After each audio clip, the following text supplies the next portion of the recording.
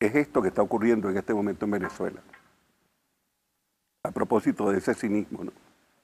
Pareciera en Venezuela que la lucha es entre la oposición y el gobierno, y que el quid del asunto es la constituyente que convocó el presidente Maduro. Sin embargo, ahora quien aparece definiéndose como el gran confrontador de la constituyente del 30 de julio es el presidente Trump. No es la oposición. El hombre es un multimillonario que se hizo a sí mismo, que se compró la presidencia, manejó los lobbies necesarios porque tenía con qué pagarlos. Eso se estudia ya. El lobby es legal, todos lo sabemos. Yo en la escuela Fletcher aprendí algo de eso porque era la escuela de los Kennedy, era más potable que este personaje, pero en cualquier caso el lobby es fundamental. Los grupos de presión juegan y juegan durísimo y compran conciencias y compran de todo. Ahora, este hombre tenía con qué y se dio el gusto de llegar a la presidencia. Y ahora que está en la presidencia, dice, bueno, ¿y ahora cómo hago para pasar a la historia? Me imagino, tengo que hacer algo grande, ¿no? Bueno, no es tanto eso. Yo creo que está metido en un laberinto. Berenjenal ahí. Sí, yo creo que la situación con Clinton le creó un vacío que él está tratando de llenar. Posiblemente él pensó que podía dirigir los Estados Unidos como dirigía su compañía, como un ejecutivo de empresa. O sea, como si fuera a gerenciar. Hay una gran diferencia entre un gerente y un estadista. Lo hemos visto incurrir en algunos errores importantes recientemente. No solamente de asumir la responsabilidad de dirigir la oposición venezolana abiertamente y de decir que hay que frenar la constituyente, que además ni que el presidente Maduro quisiera frenarla. Esto es una expresión del país. Sí. Se dirige al presidente Maduro diciéndole que debe detener la constituyente. Es insólita la torpeza del tipo, ¿no? Sí. Está hablando como del Ejecutivo. Claro. Como yo estoy acostumbrado a mandar, y yo soy el que pago los sueldos, pero acá... Pero fíjate tú otros errores. El que cometió con el FBI, el que cometió con el alcalde de Londres. Eso fue... horrible. Le atribuyó incluso casi los actos subversivos que ocurrieron en Londres al alcalde de Londres como responsabilidad del alcalde, como si él estuviera supervisando la alcaldía de Londres. Pero acaba de cometer ahora otros errores más significativos. El financiamiento que le ha hecho Arabia Saudita y que ha creado la situación en el Medio Oriente con Qatar, la aplicación de medidas a Irán y la venta de armas a Taiwán, que le ha traído muchísimos problemas con China. O sea, se da uno cuenta perfectamente de que quien está allí es una persona de cuidado para el mundo, no de cuidado para nosotros, de cuidado para el mundo. Alguien que puede cometer cualquier error, que puede disparar perfectamente una guerra nuclear. ¿Sí? Alguien que no tiene sentido de la responsabilidad de un país como los Estados Unidos, que es el imperio bélico más grande que ha tenido la humanidad hasta este momento y que está en manos de alguien que no sabe disparar y que puede disparar incluso contra sí mismo. Esto es realmente alarmante y hay que tomarlo en cuenta porque es la persona que en este momento está dirigiendo la oposición en Venezuela. ¿La está subvencionando? ¿Le está mandando los asesores?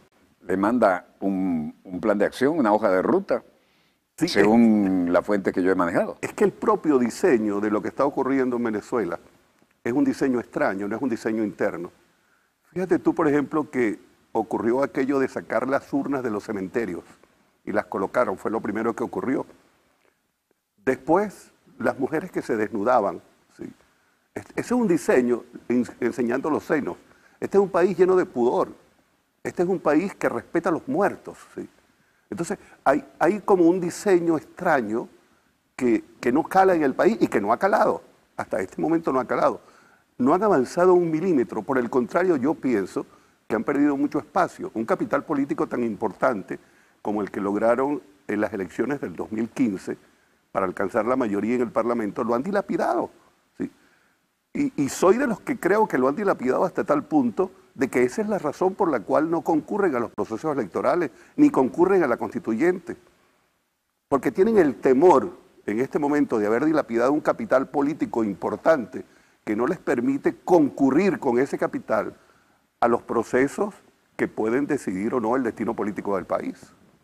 Es un buen punto para hacer un corte, que es la hora de hacerlo y estaba entusiasmado y va a seguir sin eso. Hacemos un breve corte y volvemos con más acontecimientos en pleno desarrollo. Ya volvemos.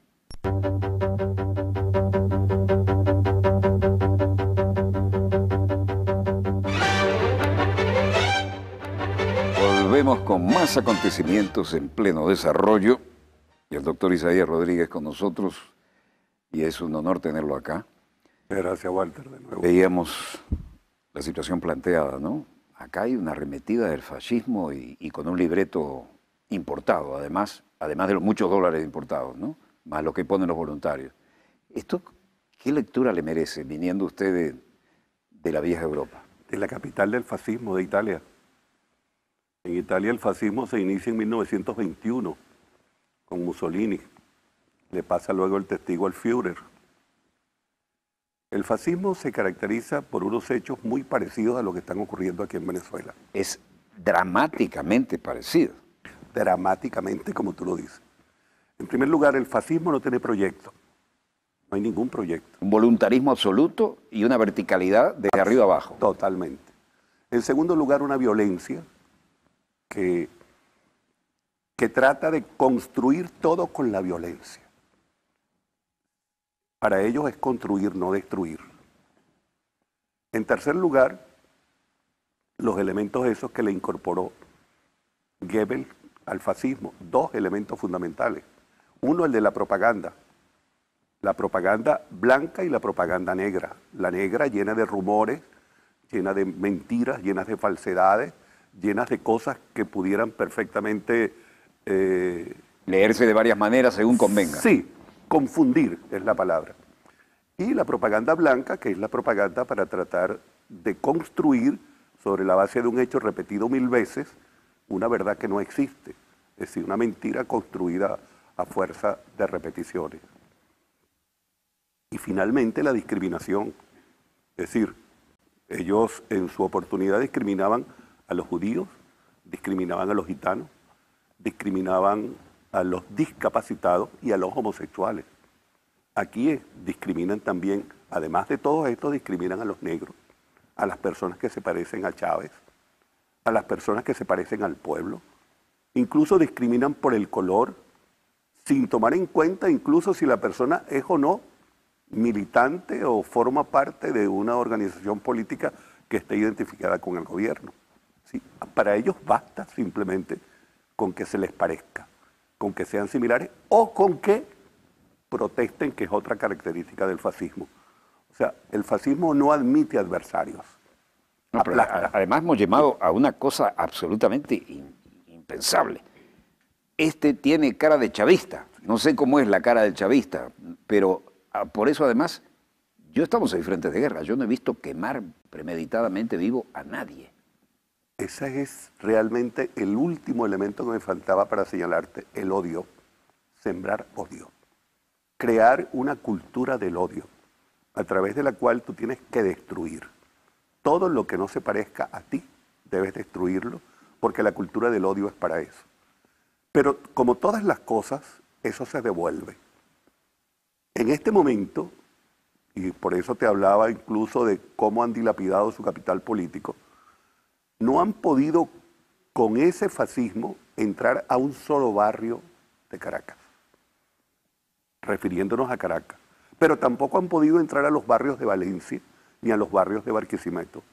Es una cultura elitesca, ¿sí?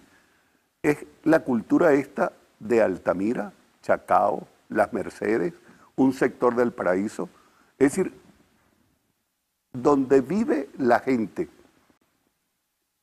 que ha construido sus edificaciones en los terrenos más caros de América Latina, es de allí de donde vienen las manifestaciones con las cuales construyen barricadas, con las cuales queman a las personas, pero no solamente queman a las personas, es que te queman los maternales, queman los hospitales, queman los centros en donde está conservada la comida y la alimentación de mucha gente durante mucho tiempo, en un país que tiene escasez y que está sufriendo realmente de una guerra económica bestial, Entonces, la idea es acabar con el país.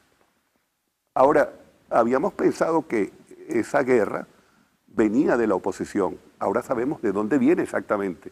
Lo decíamos y lo expresábamos, pero hoy estamos absolutamente seguros de dónde viene.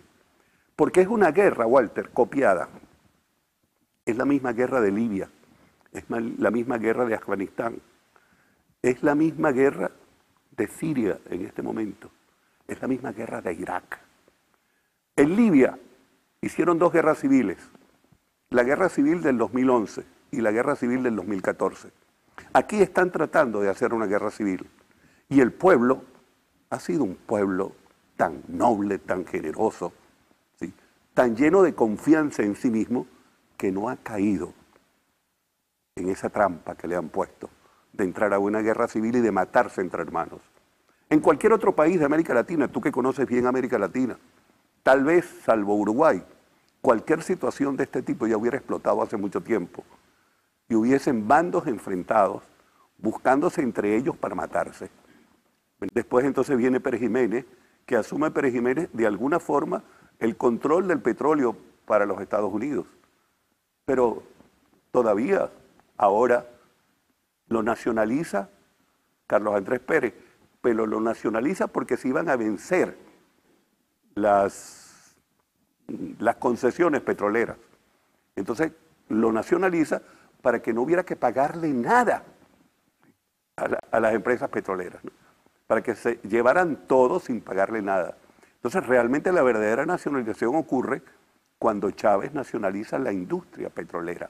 No solamente el petróleo que ya estaba nacionalizado, sino la industria petrolera. Recoge el testigo de Juan Pablo Pérez Alfonso. Totalmente. Porque se lo rifaron durante todo el periodo hasta que aparece Chávez, ¿no? Y hizo tuve el honor de entrevistar a Juan Pablo Pérez Alfonso en su momento. Y desarrolló una estrategia petrolera en el mundo, que todavía incluso la recogió el propio Nicolás cuando le dio fortaleza a la OPEP. Ahora recientemente, cuando estaban cayendo los precios por culpa del fracking, entonces se reúne con Arabia Saudita y se reúne incluso con Rusia. Ya la cuestión petrolera no es una cuestión de la OPEP, ya sale de la OPEP para formar parte también de los países independientes que no están incorporados a la OPEP que producen petróleo. Entonces, y hay un cuento que es interesante recordarlo en este momento. Están mintiéndole al mundo diciendo que ya el petróleo no es importante. Sí. Mira, toda la energía alternativa, la energía eólica, la energía hidroeléctrica, la energía eléctrica, toda esta energía es una energía que está sustentada con equipos que se hacen con petróleo. El petróleo está en todas partes, ¿sí? No es un problema de gasolina, de benzina, de gasoil, no. Es que con el petróleo construyes casas, construyes aviones, construyes autos, construyes todos los repuestos, los equipos. El petróleo es realmente en este momento la semilla con la cual estás construyendo tú el mundo, todo, hasta los medicamentos. Cada vez hay más derivados. Claro, sí. Entonces, en función de eso, el petróleo sigue siendo realmente muy importante. Y ellos seguirán pensando en que pueden tratar de apoderarse del petróleo venezolano. Está a 4 días, máximo 5, y no a 45 como el de Qatar, Arabia Saudita. Yo lo repito, ab náusea. Y es que de verdad... Y esa es la clave del problema. Y no solamente es la clave, es que además tienen el canal de Suez.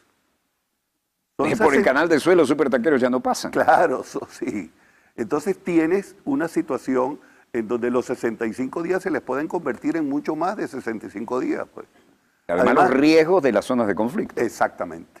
Ese es el problema. El único de Siria. seguro, confiable, garantizado, hiperdepósito está aquí.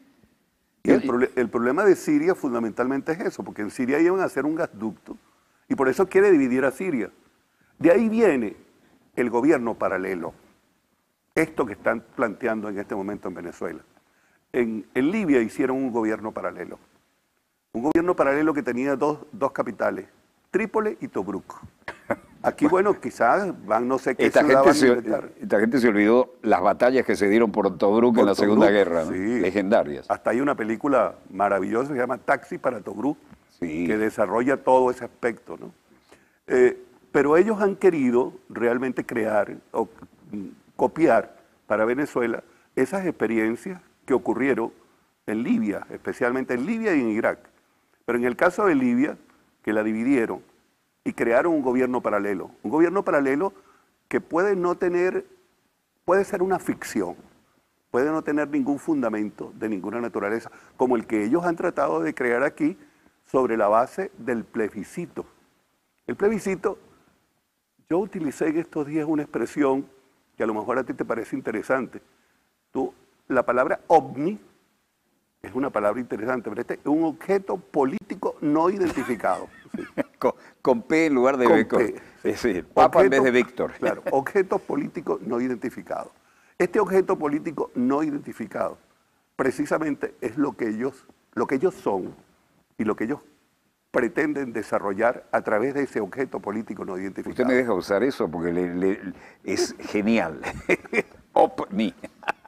No, es que te lo traigo porque tú tienes la facilidad de darle a las palabras un sentido para que permanezcan en la historia. Todo el mundo habla del desarrollo de que tú hablas, los acontecimientos, ahora no hay noticias, todos son sí. Acontecimientos en pleno desarrollo. Y yo oigo mucho a la gente y se lo hablar roban, ¿no? Sí, cuando le da vergüenza, en pleno desarrollo usa en desarrollo, pero se lo roban igual. Y la nave espacial. La nave espacial, sí. Es decir, tú tienes una facilidad para colocar esas expresiones y que permanezcan en el tiempo, ¿no?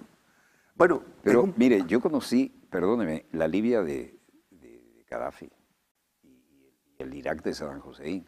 Esos países funcionaban maravillosamente bien. Incluso un problema de Irak, como tener chiitas al sur, sunitas al centro, kurdos al norte y viviendo en santa paz, con sus propios idiomas, sus propios medios de comunicación, sus propios sistema educativo.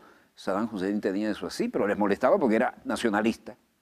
Y más nacionalista que Gaddafi, que se educó en las escuelas militares de Europa y resultó el gran nacionalista. Pero esto es una vergüenza. Han ido modificando el mapa geopolítico de acuerdo a sus intereses, en las narices del mundo. Fíjate tú que empezamos hablando de Brzezinski. Brzezinski, a propósito de eso, construyó la teoría... Maquiavelo. Creó la teoría del caos constructivo. Sí. El caos constructivo fue lo que aplicaron en Irak y fue lo que aplicaron también en Libia. Entonces, esa teoría del caos constructivo destruye, crea un caos, y entonces después llego yo como salvador.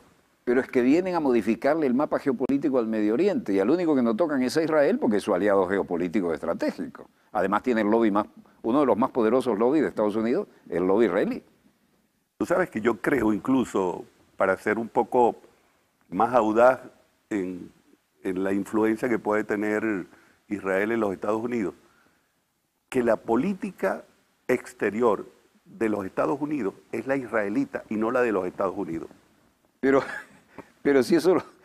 Mire, aquí, en este mismo estudio, yo tuve el gusto de entrevistar a Ariel Sharon y empezamos a tocar esos temas. Y el hombre empezó a ponerse colorado y le digo, bueno, se terminó el tiempo que nos habían dado. Cortamos acá.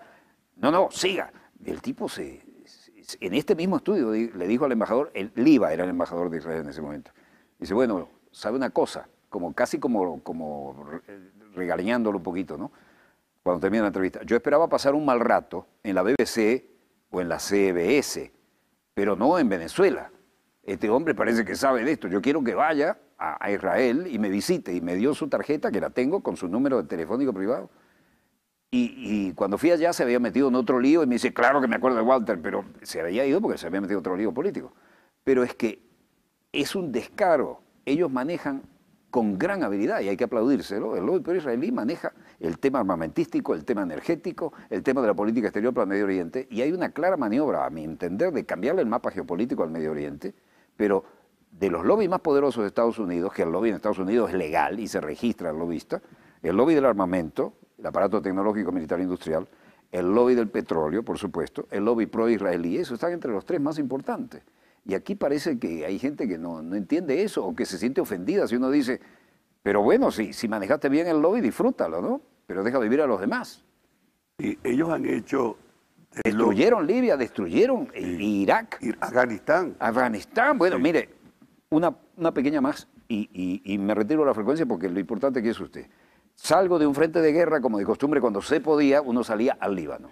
Estoy en un pub ahí, yo esto lo he contado alguna vez, y están unos muchachitos hablando perfecto inglés al estilo estadounidense, que son los hijos de los millonarios del Golfo, ¿no? De estas coronadas. Y iban a la Universidad Americana de Beirut, en vez de ir a Estados Unidos. Yo digo, no, americanos somos todos, digo, será la universidad estadounidense, ¿no? Porque nosotros somos americanos también. Pero estaba yo tomando un trago, venía de un frente de guerra, y veo otro señor que está tomando el mismo viejo cóctel clásico, un Negroni, y los mira y resopla, tiene una cara de gringo petrolero, ¿no? Y de repente no aguanta más y le da un golpe a la barra y dice, bullshit, ustedes no saben nada, ustedes están hablando así y diciendo que se creen que son los dueños del mundo y del petróleo gracias a los venezolanos, que fueron los que nos fregaron a nosotros y crearon la OPEP. Y ahí hablaba de Juan Pablo Pérez Alfonso, el hombre dijo, insólito. Sí, sí, es una historia realmente que nos hace sentir orgullosos del país, orgullosos de Pérez Alfonso, de la OPEP. Pérez Alfonso fue el creador de la OPEP y no solamente el creador de la OPEP, logró mantener la dirección de la política petrolera, la unidad mundial. Era un ajedrez dificilísimo. Primero ser pionero y luego que los demás siguieran en el rumbo. Claro, pero de ahí surgieron muchos líderes árabes nacionalistas y hubo que liquidarlos a todos. ¿Dónde está el espectacular estándar de vida que tenía el pueblo libio con Gaddafi o la calidad de la vida en Irak con Saddam Hussein? Y la calidad, eso que tú señalas es muy importante. Y el énfasis en la educación, sí, en la independencia, y mira, en la salud.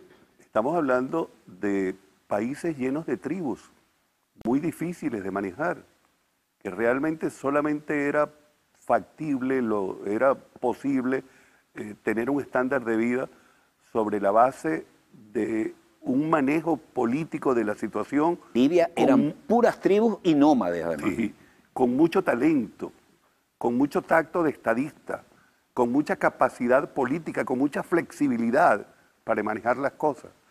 El caso de Libia y el caso de Irak, el caso de Irak todavía sigue siendo un caso en este momento. Ahorita acaba de caer